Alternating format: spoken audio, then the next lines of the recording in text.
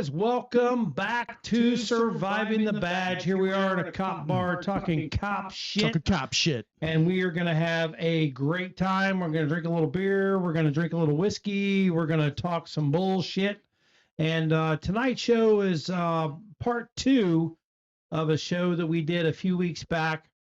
And it has to deal with the administration and how they are handcuffing law enforcement nowadays to the point where cops are actually afraid to do their jobs out there. I've got a lot of responses on our Facebook page. Oh, it was a really good. On my Facebook page, said, "Oh, I want to be a guest next time. Man, I should have. You should ask me. Blah blah blah blah blah." Were they saying that Sean was a shitty guest? Is that what they're saying? This is just. Yes, they were actually. Huh, that's weird. Yeah. We might be a little jaded because we owe Sean freaking four cigars. A jerk face. All right, we want to thank our sponsors that brought us this beer. Yeah. What is our beer? So our beer is, I love this. It's called Keys in a Bowl. It's a key lime. I don't know. Does it say sour? It definitely tastes like a sour, though. I don't think it says it, but it's damn sure it's sour. Out of Vero Beach, Florida. It is a Belgian white ale, and it's good. You're not a sour guy. I am a sour guy. Well, but you I'm not are, yeah. Sour guy. But you're not a sour beer guy. Yeah, just ask my students. They know I'm a sour guy. So LT, what do you think? What's your number? Nope. Since you introduced it, you're giving the number first. Gosh, I don't know. That shit, won't I? I'm not sure what I want to. I mean, I think I need guidance from you. Yeah, well, let's hurry up and go so we can get the show going here. I'll give that a 6.5. Okay, I'm going to give it a 8.25. I really like it. It's good. He screwed me the last 2 shows and mirrored every damn rating I gave. All right. Isn't it fun to just screw with people? Yeah. Well, it is when it's you. We'd like to thank our sponsors, Tom and Kristen Clem, and they have just done a wonderful job for us. And Hamkaya, half a mind to kick your ass. That's what he wants to be called as a sponsor, and that's fine with me. He's kind of like a silent sponsor. It is, because I've known him for 50 years, and you know what? He can do whatever the hell he wants and call himself whatever the hell he wants. He's a great asset to the show. He is, and so is Tom and Christian Clem. We really appreciate them very, very much. They are out there busting their ass in the real estate business, Mainstreet Realty, and here is a word from them. Contact Mainstreet Realty for all your real estate needs. This power team includes Tom Clem, a veteran Marine and retired law enforcement professional. All right. Thank you, sponsors, very much. Okay. So LT, let me. I've been wanting to ask you this all last couple of days. Fired up. I know. So let's say I have a disagreement with my supervisor. Let's say I'm a sergeant, you're a lieutenant, and I just think you are wrong. You are saying do this A, B, and C. How do I tell you that? I'm the sergeant? You're the lieutenant, I'm the sergeant. And I think you're wrong. You're telling me do this A, B, B, B, B. And I don't want to be insubordinate, but I think it's important that I let you know my disagreement with your... Well, I think there's a professional way to do it, and you go to that lieutenant and you say, ALT, can we talk? Yes, we can. All right, let's sit down. The reason why I come in here to talk to you is reference what you told me to do or the order you gave or, whatever it is that you want to talk about. I'm having some real issues with that. And now, guys, we're not talking about an emergency type situation where you got to get the shit done right freaking now. We're talking about maybe like told you to go clean stuff. up the trash around the PD or some bullshit, or pick up signs or, whatever it is. I think, you talk to them, you're running past them, your ideas, why you think that it's not cool, not kosher, or whatever it is. When it all boils down to it, unfortunately, unless it's immoral, illegal, or against policy, you got to follow the order you're given. You got to suck it up. If it is illegal or against policy, then you can go to the next step if it's not obviously solved right there. Right. Hopefully it doesn't go to that, but sometimes it does. So so if it's not illegal or immoral and I still don't agree with you, I just kind of have to suck it up. What is your experience? Have you been able to persuade the majority of your admin that you've had to deal with, that you've disagreed with, your way, or just kind of like, okay, well, you know what? I voiced my opinion. They know my opinion, but I still have to abide. There were some that were easier than others. You know, if you brought forth a solution. Okay. And you always that's got to go right? forward with a solution. Okay. You can't just go in there and bitch and, yeah, well, I don't like that. I don't like it. You sound like one of these freaking, what do they call them? Gen Zers or something, you know, that's never worked a day in their life. Right. Yeah. But you go forward and you say, here's my issue, here's my solution, and here's how I plan to take care of this my way. Right. Are you okay with that? And if they still say, no, you're going to do it my fucking way, then you do it their way. Yeah. And there's nothing you can do about it. I mean, it's just, that's the way it is. If it is not against policy and it's not illegal, you got to do it. Yeah. And I don't care who you are. If you've been in the job more than a freaking week or 2 weeks or 3 weeks, somebody has told you had to go do something that you said, oh, this freaking sucks. Absolutely. And you got to do it. Yeah. If, you know, again, if it's not illegal, it's not against policy. My dad always told me, always get the last word in. Yeah. Yes, sir. Yes, ma'am. You know, you like it, you don't like it, whatever. You just gotta move on. It's the way it is. And would you agree that people get themselves in a bind when they don't let it go? They do. And if they continue to do it, now you're going to be labeled as one of those pain in the ass employees. Mm-hmm. Because the order I gave you was not illegal. It wasn't against policy. And every time I tell you to do something, it's bitch, bitch, bitch, bitch, bitch, bitch, bitch. You're going to be labeled as one of those guys or gals. And you don't get promoted. You don't get the special assignments. You don't get this. You don't get that. You know, just go do your damn job. So the focus of this, he got me off on a whole damn another tangent. I think it's about admin. It was good. Yes, it was good. But my focus on this is, and you're right, that kind of leads right into this, is the micromanaging and the you are not going to do this or that or the other, and you've always done it that way, or you've always went out there, you've always arrested trespassers, you've always arrested people with multiple suspensions on their license, with revoked licenses, you know, and you've put these people away or you know, in the jail, and now all of a sudden, because the administration is, well, you know, we don't need the litigation. We don't need the litigation. Well, guess what? You're a law enforcement agency. You're a city. You're going to have freaking litigation. Law enforcement. It's going to freaking happen. It's sorry, in the title. It's going to happen. Enforce the law. It is, and it's going to happen. Yeah. And you know, we had an administrator one time tell us, we're not going to make any more of those traffic arrests, like, you know, for suspended DL, driver's license, and this and that. And I'm like, what are you talking? What? Why? Well, how does the driver learn from that if there's no consequences? So he said, if the guy's an ass, if the guy or the gal, when I say guys, I mean guys or gals. He said, if the guy's an asshole, you know, if he's giving you shit and he's a complete jerk or whatever, then that's fine. You know, you can make the arrest. If not, we're going to do notice to appears. All a god dang notice to appear is a freaking ticket, basically. Yeah. And they got to go see a judge on a certain date and tell them why they did whatever, and they fine them and they let them go. Yeah. And it's like no jail time. Right. They didn't have to go slammer. Spend the night in jail or spend an hour, 2 hours, 3 hours in jail, have to bond out, you know, and everything else. I didn't agree with that. And I said this in the last episode. My dad always told me, if we get called to a shoplifting and they want to press charges, they are going to jail. Right. No questions asked. They're getting handcuffed and they're going to jail. And I'll tell you what. Now, that was our department policy. Right. 20 years. Mm-hmm. Our crime rate was one of the lowest in the county because people knew when you came through our city, you're going to jail for suspended driver's license. Yep. You're going to jail for shoplifting. You're going to jail if you have a misdemeanor warrant. Of course, everybody, you know, goes for a warrant. But any of the little minor shit, you are going to jail. So and it curbed the crime rate, man. Yeah, no, I'm with you. So I have to. And I'm going to get into another topic too. Well, I have to tell you a story about shoplifter where I violated that department policy.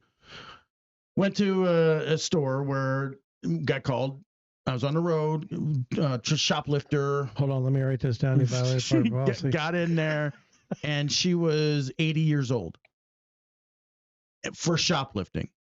I am not taking an 80-year-old. I've done that too. Yep, done that too. So I actually offered twice to pay for the damn item so they get the hell out of there. You know, it was like $1.298, and I'm like, I'll just pay for the shit, dude. Yeah. I wrote an NTA. Yeah. I'm not taking. I mean, I'm not taking the 80-year-old to jail, and Grandpa Moses, and B, all the guys during shift change. Oh, did you put up a fight? Ass. Oh yeah, verbally, dude. Oh, it would just be brutal. It'd have been all over. Oh, I see you took Methuselah to jail. Good job, boy. I bet you feel proud. I know. No, I'm sitting there going, screw that. I'm like, nope. No, I don't blame you. Not happening.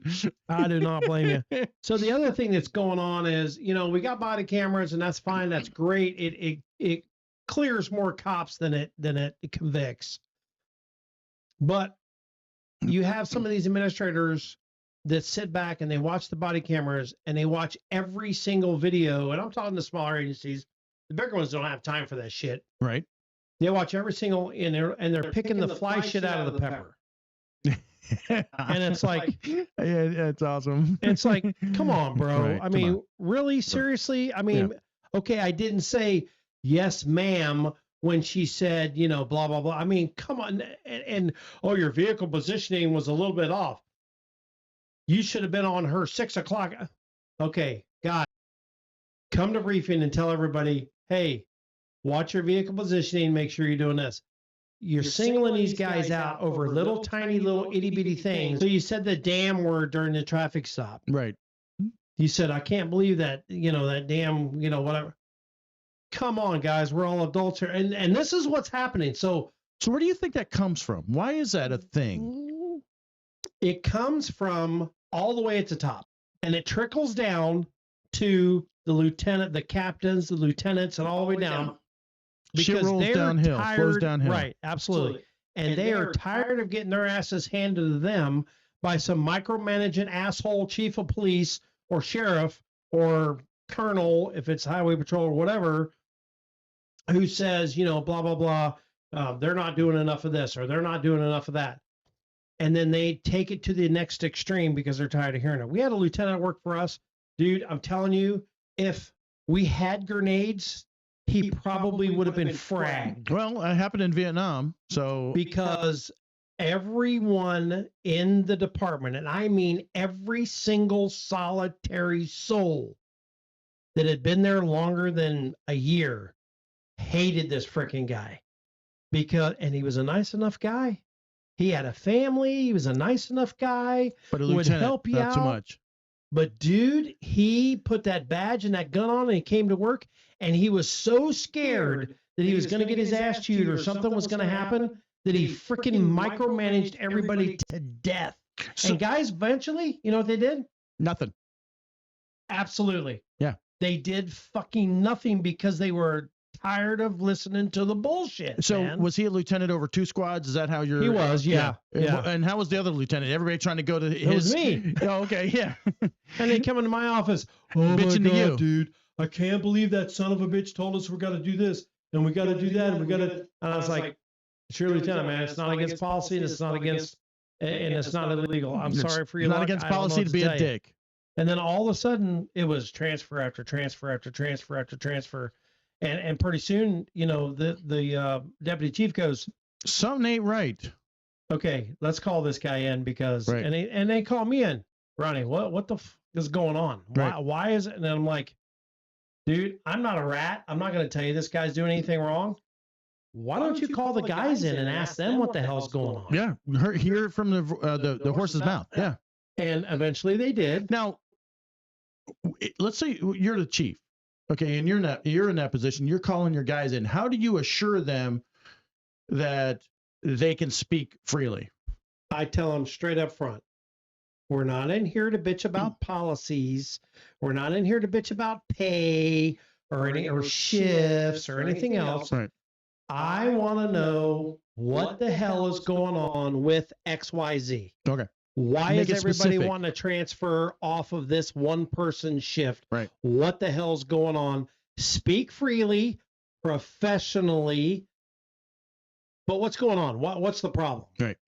And then you take all of it in a big ball, you mold it all together, and you come up with a plan to fix this guy Right. or gal. And if you can't, then you call them in and go, here's the deal, dude. You are driving these freaking people insane. Either change your tactics and get off their asses, or I'm going to put your ass back as a sergeant on midnight shift somewhere because you're a liability to me now, because now I'm losing people and they're not doing their job because they're afraid to do their job. So now you're a liability. Now, could this border on... And I don't mean a lawsuit liability. Right. I mean No, the department liability. Could this border on hostile work environment? And if so, then we are talking lawsuits. If Well, you've it got could.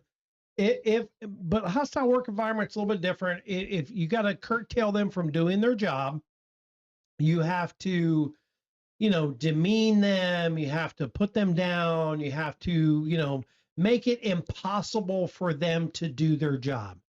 and that in this instance, it wasn't. Cops are as you know, they're a funny lot, man. Oh yeah.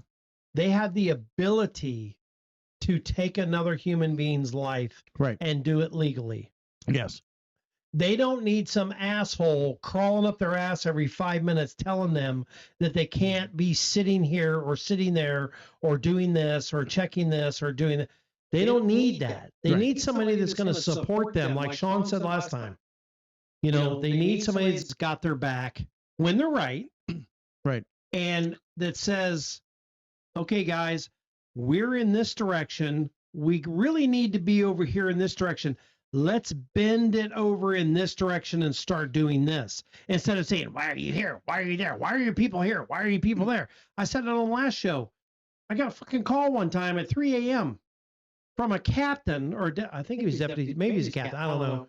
Why are you people here? Why are your people there? And I went, or I'm sorry, at 1 a.m. because I was just getting ready to get off. And I'm like, you don't even know what is going on. Yeah. Yeah. I've got him here because I want him here because I'm expecting him to meet an FDLE agent who was coming in to give him intel on a house that they're looking at. Right. And that's why he's been sitting there for an hour. I can't help it. The FDLE agent's late. Right. And I've got him over here because he's watching a house that we thought was going to get burglarized. That's why they've been there for 2.5 hours. Yeah. I got it covered. I'm covering their shift and I'm doing their freaking patrol work for them. Yeah. Oh, well, I didn't know that. Yeah. So You why are you didn't. calling me at 1 a.m.? Go do your goddamn job. Let me do my job. Right. And You know? and what is the sergeant's aggravating, what is the bro. sergeant's job if you've got a lieutenant? I that was a is- lieutenant then. And I was like, But what the? with your earlier incident, you got a lieutenant who's directing their officers, and the sergeant's got to be like, why am I here? Well, why the fuck And am I they've here? had 3, just in our old agency, they've had 3 demote themselves back to patrolman because they couldn't take it. That's they to me, just couldn't that's a take it hostile anymore. work environment. Well, I mean, I mean, it's right there, but they just couldn't take it anymore. They're like, for a 5% pay raise? No. Why in the F am I doing this for a 5% pay raise? This is stupid. With all the responsibility and the Right. liability and Yeah. yeah. And no. and now you're responsible for 5 guys, 6, 7, 8, 10, whatever, instead of 1. Yeah, you. I mean, why take that extra responsibility? Look at our buddy Sean. He got promoted to lieutenant. Yep. Was lieutenant for what? 6, 8, 10 months, whatever it was, year, whatever it was. Yeah. Sean, I apologize if I got the time wrong. I'm not sure. And he got looking at the pay and he's like, wait a minute. No more overtime. Nope. I'm salary now. And I got to put up with all this bullshit. Now I've got like 20 guys under me instead of 5 or 6 or 7 or 8. For less money. For less money because he was making 25 grand a year in overtime. Yep. And he only got a 5% pay raise. He's like, no, I'll go back to a sergeant. Yep. Thank you. Yep. And Bye-bye. he's having a freaking blast. Yeah. And dude, let me tell you something. This guy we're talking about, he was on a couple of our last shows. This guy is like him, extremely intelligent, extremely professional. Well, then he's definitely not knows like me. His shit. This guy could be a chief deputy at any sheriff's office anywhere in the country, or a chief of police anywhere in the country right freaking now. But he Sean wants would be an to, amazing police chief. Oh my God, yes. But he wants to be out there with the guys, busting hump, doing the job, and still making the kind of money he's making. Yeah. You know? Absolutely. And the guy could take over anywhere and be absolutely freaking amazing. It's like our buddy Dave Brandon. Yeah. Took over Bunnell PD. Right. He was a captain with the sheriff's office, retired, ran for sheriff, didn't make it. I wish he would have. And now he's Bunnell police chief. Guy is amazing. People freaking love working for him. Yeah, I love Dave. He's awesome. Because he's not a micromanager and he does a great job. So here's the deal, guys. I could go into 1,000 different things, you know, that was said to me as a lieutenant. You know, tell the guys not to do this, tell the guys not to do that. Then they start worrying about little nitpicky shit on the uniforms. And why is he wearing this? Why is he wearing that? Why are you a freaking deputy chief if you're worried? Let me handle this shit. Don't you have a That's budget why to you work pay on or me, something? bro. Yeah. Ain't you supposed to be doing the budget or something? Yeah, right. I mean, come on. If you have comments, please put them down below. We can do 10 shows on this with different topics. I mean, different, you know, situations in the same topic. Let us know what you want us to cover, or your experiences, what you found, you know, that you had problems with. I know you worked for Tom for a little while at our old agency. He was one of those guys. Drove me insane, man. Yeah. You know, every time I go on the interstate, I'd make an ounce crack cocaine bust on the interstate, and he chewed my ass. Really? I'm like, why are you chewing my ass? You didn't tell me you were going out there. Dude, you're out there all by yourself, man. You're going to get hurt out there. And I'm like, I got a radio. I called in my traffic stop. Yeah. It's not like I'm doing them and nobody knows where I'm at. Yeah. Jesus, I'm right here. Well, just let me know so I can sit up on top of the bridge if you're going to be out there. I quit doing them. Yeah. I don't need a mommy or a daddy. I had a mommy or a daddy. Yeah. I'm twice his size. Yeah. I can take care of myself. And if I can't, trust me to do my thing. I'll call for backup. Trust me to do my thing. I made like 10 drug busts out there, and 4 or 5 DUIs on the interstate. It's a major highway that runs right through Central Florida. Right. Kicking ass. My dad's like, God dang, dude, man, you are kicking ass out there. I'm like, ain't no more. He's like, why? I said, because I got Father freaking Time sitting up there that wants to shadow me on everything I do. And he's like, oh, don't worry about it. I said, he's my sergeant, dude. I got to do what he tells me. Yep.